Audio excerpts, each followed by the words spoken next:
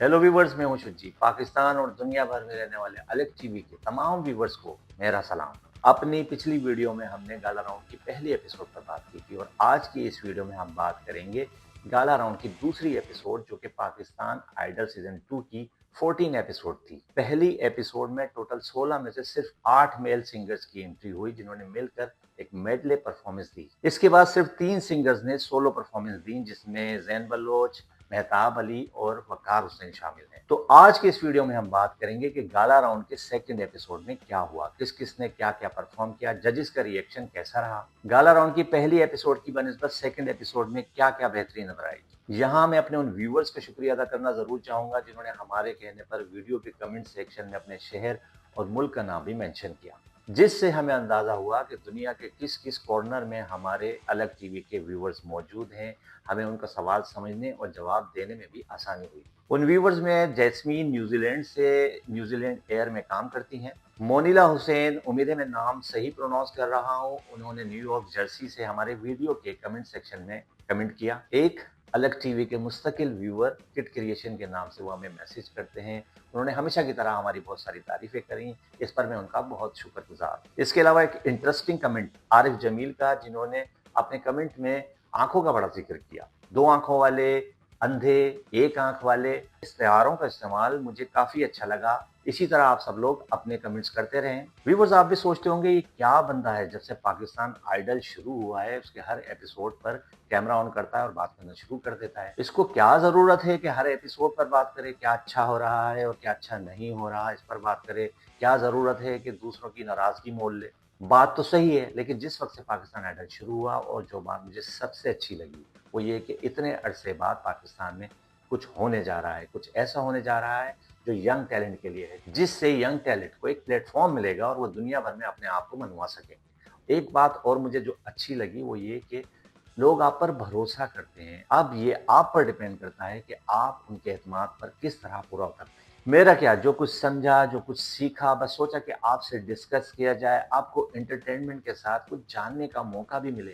खैर, मुझे तो कुछ आता भी नहीं है। फिर ये सोचा कि पाकिस्तान आइडल सीजन 2 में क्या कुछ अच्छा हो रहा है, क्या कुछ बुरा हो रहा है, व्यूअर के पॉइंट ऑफ व्यू से उनका रिएक्शंस क्या है, इन तमाम चीज़ों पर उसको डॉक्यूमेंट किया जाए, ताकि आने वाले टाइम में जब पाकिस्तान आइडल कोई टीम करे, कोई प्रोड्यूसर करे, कोई इंतज़ामिया करे, तो उसको पता हो कि ये रिएक्शन था उस टाइम पर, तो उन तमाम चीज़ों को सामने रखते हुए हम किस तरह अपने प्रोग्राम को बेहतर बना सकते हैं। मैंने अभी तक हल्के-फुल्के अंदाज में ये बात बताने की कोशिश की है कि जो म्यूज़िक शो होता है उसमें गानों की कितनी अहमियत होती है, उनकी सिलेक्शन कितनी अहमियत के हामिल होती है, और ये बात अब हर कोई बोल रहा है। इवन के शो के अंदर जो जजेस हैं वो भी ये बात कहते हुए नज़र आ रहे हैं कि आप गानों की सिलेक्शन थोड़ी ऐसी करें जो ज़्यादा से ज़्यादा लोगों ने सुनी हुई हो, ताकि वो नॉस्टैल्जिक एक वैल्यू हो और वो अपने आप को उसके साथ कनेक्ट कर सकें। ऑनेस्टली गज़लें सुन सुन के मैं भी तंग आ गया हूँ। मतलब पाकिस्तान आइडल पे इतनी गज़लें मैंने ज़िंदगी में नहीं सुनी जितनी मैंने यहाँ सुन ली हैं। लेकिन जजेस ये बात जब सिंगर से कह रहे हैं तो उनको ये तो सोचना चाहिए कि उनके बस में नहीं है गानों की सिलेक्शन। जो गाने आपके पास पड़े हुए हैं वो उसी में से सिलेक्ट करके गा रहे हैं। तो अगर उनको सिलेक्शन के लिए कहा जाए और खुद से सिलेक्ट करें तो वो कॉपीराइट का इशू है, जिस पर मैं पहले एक वीडियो भी कर चुका हूँ पाकिस्तान और गज़ल आइडल के नाम से, जिसमें डिटेल से हमने कॉपीराइट के हवाले से बात की है। तो वो भी आप हमारे अलग टीवी के पेज पर देख सकते हैं। असल में ये बात तो पाकिस्तान आइडल सीजन 2 की टीम को, इंतजामिया को पहले सोचनी चाहिए थी, क्योंकि गानों की सिलेक्शन क्या मसला उठा सकती है, वो मसला नजर आ रहा है साहब। गाला राउंड के पहले एपिसोड पर जो मैंने वीडियो बनाई उसमें मैंने लाइटिंग के ऊपर हल्का सा इशारा दिया कि लाइटिंग के काफी इश्यूज हैं। अगर आपने गौर किया हो गाला राउंड के पहले एपिसोड में जब सिंगर्स की एंट्री हो रही थी, तो जिसकी भी एंट्री थी उसके ऊपर फेस लाइट नहीं थी, ना ही लाइट सही तरीके से आ रही थी, बस वो अंधेरे में चलता हुआ आ रहा था। इसी तरह से जितने भी जजेस एंटर हुए तो एंट्री के वक्त उनके ऊपर लाइट नहीं थी। जितने भी जजेस थे उनके फेस पे लाइट नजर नहीं आ रही थी। ये मैं पहली एपिसोड की बात कर रहा हूँ।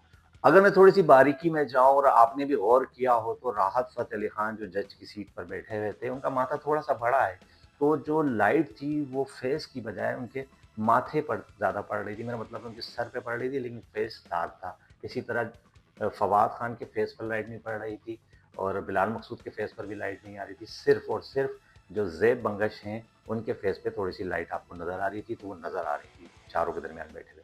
लेकिन शुक्र है कि पाकिस्तान आइडल की प्रोडक्शन टीम ने इस बात को समझा, इस बात पर नजर रखी और गाला राउंड की सेकंड एपिसोड में लाइटिंग न सिर्फ बेहतर बल्कि काफी बेहतर हो गई और हर एक के फेस अब आपको साफ साफ नजर आ रहे हैं। चीजें इसी तरह बेहतर होती हैं और बेहतर होती रहनी चाहिए। अगर आपको याद हो तो इसकी एक बहुत बड़ी मिसाल है, पाकिस्तान में पीएसएल का सीजन 1 हुआ तो उस वक्त पीएसएल की टीम को हर तरफ से तनकीद का सामना था। फिर यह हुआ, हर साल हुआ और अब देखें इसका लेवल क्या है। पीएसएल की इंतजामिया ने अपनी गलतियों से सीखा, लोगों के फीडबैक से सीखा और आज दुनिया भर में पीएसएल का एक नाम है। बस मुझे भी यही उम्मीदें हैं कि पाकिस्तान आइडल हो, हर साल हो और बेहतर से बेहतर होता जाए और दुनिया भर में पाकिस्तान आइडल का भी एक नाम हो। चलें अब बात करते हैं गाला राउंड के सेकंड एपिसोड के परफॉर्मेंसेस की। किसने क्या परफॉर्म किया, जजेस के रिएक्शन क्या रहे।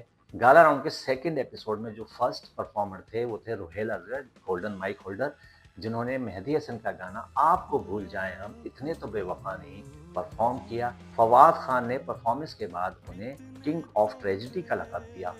तमाम जजेस ने उनकी परफॉर्मेंस को बेहद सराहा, उन्होंने बहुत ही अच्छा परफॉर्म किया था। यहाँ एक सेगमेंट भी इंट्रोड्यूस किया गया जिसका नाम था superstar of the day. Zain Baloch को इसके लिए मुंतखब किया गया। अगर आप देखें तो जैन बलोच ने इस एपिसोड में नहीं बल्कि गाला राउंड की पिछली एपिसोड में परफॉर्म किया था और इस बेस पर उन्हें सुपरस्टार ऑफ द डे का अवार्ड मिला। हम जैन बलोच के बारे में आपको पहले ही बता चुके हैं कि उनमें काफी ऐसा मटेरियल नजर आ रहा है कि वो काफी आगे जाएंगे। इसके बाद क्या हाल सुनाऊं दिल दा, पठाने खान का कलाम, मोहम्मद अबरार जो कि बहुत ही ज़बरदस्त सिंगर हैं और इस तरह के सॉन्ग बहुत ही अच्छे गा रहे हैं। उन्होंने जब ये गाना गाया तो तमाम जो जजेस थे वो वाह वाह के उठे और हमेशा की तरह उनकी बहुत सारी तारीफ की गई। अगेन एक बात सामने आई कि जो एक बात एक जज कहता है तमाम जजेस उसको फॉलो करते हैं। इवन जो जैब है उसने ये कहा कि बिलाल मैं आपकी बात को इको करूंगी, इसका मतलब है वो वही बात कहना चाह रही है जो बिलाल ने कहा। तो सब अपने अपने कमेंट्स रिजर्व रखते हैं और जो कोई एक बात कहता है वो उसको फॉलो कर लेते हैं। इसके बाद बारी आई आर्यन नवीद की। उन्होंने अहमद रुश्दी का गाना गाया तुम्हें कैसे बता दूं तुम मेरी मंजिल हो। उनके स्टेज पर आते ही लाइटें जलने बुझना शुरू हो गई यानी जैसे हम 70s का एक माहौल देखते हैं इस तरह की लाइटिंग थी। उन्होंने सेट को बहुत अच्छी तरह यूटिलाइज किया और काफ़ी अच्छी परफॉर्मेंस दी। इस पर जैब ने कहा कि मुझे आपका फुटवर्क बहुत पसंद आया। बिलाल मकसूद ने उनसे कहा कि आप मेरे तीसरे फेवरेट हैं। मैं किसी को यानी इन्फ्लुएंस नहीं करना चाहता लेकिन मैं बताना चाहता हूँ कि आप मेरे तीसरे फेवरेट हैं। और जब फवाद की बारी आई कमेंट्स की तो फवाद ने कहा यार अच्छा लगा कि आप मंजिल तक गए लेकिन उसको हाथ लगाए बगैर वापस आ गए। मंजिल थी कौन यहाँ पे? इस तरह की बातें भी हुई। फिर आए रोहान अब्बास जिन्होंने अपने चचा शौकत अली का गाना गाया क्यों दूर दूर रहंदे हो और बहुत ही ज़बरदस्त परफॉर्म किया। उस पर डांस भी कर रहे थे और खुलकर परफॉर्मेंस दे रहे थे जिस पर फवाद ने उनकी तारीफ भी की यार कि तुम्हारे गाना तो है ही अच्छा लेकिन तुम्हारी परफॉर्मेंस और तुम्हारा डांस भी मुझे आज बहुत अच्छा लगा। लेकिन बिलाल मकसूद ने उनसे इख्तलाफ किया और रोहान को समझाया डांस कर रहे थे ना, तुम्हारा टैलेंट इस डांस से बहुत ऊपर है। तो जजेस बातों बातों में अभी उनको समझा रहे हैं और जजेस की यही ट्रेनिंग है जो इन तमाम सिंगर्स के काम आ रही है। फिर सेटेलाइट मध्यम हुई और एंट्री हुई मोहम्मद नबील की जिन्होंने अपनी दर्द भरी आवाज में माई नी में केनू अखा गाया। बहुत ही जबरदस्त परफॉर्मेंस थी। ऐसा लग रहा था मोहम्मद नबील तो एक पक्के सिंगर हैं और वो परफॉर्मेंस करते रहते हैं। दर्द से भरपूर आवाज एक समा बन गया। ऑडियंस की आंखों से भी आंसू आने लगे। तमाम जजेस ने खड़े होकर खुलकर दाद दी। फवाद खान ने भी बहुत ज्यादा तारीफ की और बिलाल मकसूद ने कहा यार कि मैं ये गाना सुनते हुए इसमें इतना दर्द था, इसमें इतनी डेप्थ थी कि मैं तो ट्रिप पे चला गया था। राहत फ़तेह अली खान का तो एक अलग ही अंदाज था। पहली दफ़ा जब तुफैल नियाज़ी का गाना मोहम्मद नबील ने परफॉर्म किया था उस वक्त वो पहली दफ़ा उनकी आंखों से राहत फ़तेह अली खान के आंसू आए थे। पाकिस्तान आइडल में राहत फ़तेह अली खान ने उनसे कहा कि पहले तुमने बेटी के लिए गाना गाया था और आज माँ के लिए गाना गाया है। जिस इंसान के साथ बेटी की दुआ, माँ की दुआ साथ हो, उसको कोई फिक्र नहीं होनी चाहिए और ना होती है। इतना डिप्रेसिंग माहौल। फिर अचानक तफरी शुरू हो गई कि सबने उनसे कहा कि यार नेक्स्ट गाना क्या पप्पो के लिए गाओगे, पप्पो के लिए भी तो कोई गाना गाओ। तो इस तरह की बातें भी हुई। मोहम्मद नबील को इस परफॉर्मेंस की बुनियाद पर पहला राइजिंग स्टार अवार्ड भी दिया गया जो कि गाला राउंड में पहली मरतबा भी इंट्रोड्यूस किया गया है। यहाँ इन तमाम 5 सिंगर की परफॉर्मेंस खत्म हो। पहली 2 एपिसोड में टोटल जो 8 मेल कंटेस्टेंट थे उनकी परफॉर्मेंसेस खत्म हुई। अब नेक्स्ट वीक अगर बात की जाए तो तमाम जितने भी फीमेल कंटेस्टेंट हैं, सिंगर्स हैं, उनकी बारी है और वो सब मिलकर यकीनन एक स्टार्ट में एक मेडले गीत भी पेश कर सकते हैं और फिर उन 2 एपिसोड में उनकी परफॉर्मेंसेस भी दिखाई जाएँगी। छोटी-छोटी सी चीज़ें अगर देखी जाएँ तो जो बैकग्राउंड म्यूज़िक है इस शो का, जब होस्ट और जजेस बात कर रहे होते हैं तो वो बिल्कुल भी इसके साथ नहीं जा रहा हो। ऐसा लग रहा है कि आप किसी रेस्टोरेंट में बैठे हुए खाना खा रहे हो और पीछे वो एक म्यूज़िक डिचिक-डिचिक बज रहा है। तो शायद उस पे थोड़ा-सा काम कर लें तो ज़्यादा बेहतर होगा, उसको चेंज भी किया जा सकता है। आई डोंट नो कि ये ऑफ़िशियल म्यूज़िक है पाकिस्तान आइडल का जो बैकग्राउंड के लिए यूज़ होता है या नहीं। मुझे नहीं लगता कि इतना ज़बरदस्त म्यूज़िक और अचानक ये डिचिक-डिचिक बज रहा हो। जितने भी हमारे कंटेस्टेंट थे जब उनकी एंट्री हुई तो एंट्री से पहले फर्स्ट एपिसोड में भी और सेकंड एपिसोड में भी सब ऐसा लग रहा था कि बार्बर शॉप में बैठे हैं और वहाँ से उनकी एंट्रियाँ हो रही हैं। वो अपने बाल बनाते हैं, एक ही स्टाइल, कोई चेंज नहीं, सब वहीं से आ रहे थे कि उनकी स्टाइलिंग की जा रही है, बाल बनाए जा रहे हैं, वो तैयार होते हैं और वहाँ से फिर सेट पे एंट्री देते हैं। तो उसमें भी थोड़ा-सा आगे-पीछे किया जा सकता था। खैर ये तो बात हुई पाकिस्तान आइडल सीज़न 2 के गाला राउंड की फर्स्ट 2 एपिसोड की। अब अगली 2 एपिसोड्स में क्या होने वाला है, तमाम लड़कियाँ शामिल हैं, उनकी परफॉर्मेंस किस तरह की होगी? मेरे ख़्याल में तो बहुत ज़बरदस्त तैयारी है इन लड़कियों की और वो लड़कों को काफ़ी टफ़ टाइम देने वाली हैं। तो चलिए देखते हैं पाकिस्तान आइडल सीज़न 2 की अगले एपिसोड में क्या कुछ होने जा रहा है, लड़कियों की तैयारी कैसी है और वो क्या धमाका करने वाली हैं? क्या वो लड़कों को बहुत टफ़ टाइम देने वाली हैं? अब तक के लिए इतना ही। पाकिस्तान आइडल सीज़न 2 में क्या कुछ हो रहा है, क्या कुछ होने जा रहा है, इसके बारे में जानने के लिए देखते रहें अलग टीवी। हमें लाइक करें, सब्सक्राइब करें, दोस्तों और जानने वालों से ज़्यादा शेयर करें। अपना बहुत सारा ख़्याल रखें। अल्लाह हाफ़िज़।